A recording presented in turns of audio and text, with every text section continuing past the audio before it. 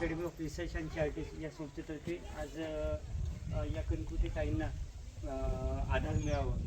म्हणजे पुढे ताई तुम्ही स्वतःला निराधार समजू नका. आम्ही सगळे आपले इथं भाऊ म्हणून आपल्या इथं उपस्थित आहोत आणि साहिलचं शिक्षणाची तुम्ही यापुढे तरी काही काळजी करू नका, कारण की आज तुम्हाला स्वतःच्या पायावर स्वावलंबी होता यावं म्हणून आपण तुम्हाला आमच्या संस्थेतर्फे शेळी आणि 2 करडू देत आहोत.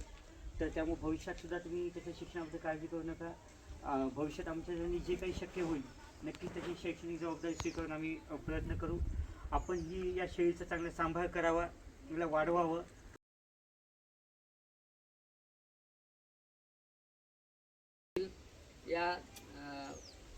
या ठिकाणी त्यांनी मदत या स्वरूपामध्ये केलेली आहे की जेणेकरून त्यांना फक्त पैशाची मदत होऊ नये तर त्यांचं कुटुंब उभं राहावं.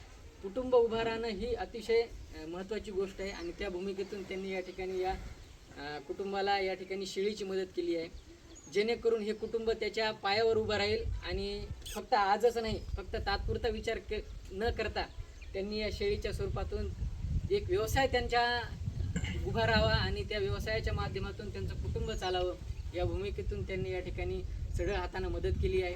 आमच्या शाळेच्या तर्फे मुख्याध्यापक आणि समस्त ग्रामस्थांच्या तर्फे या ठिकाणी मी त्यांचे आणि त्यांच्या या संस्थेचे खूप खूप आभार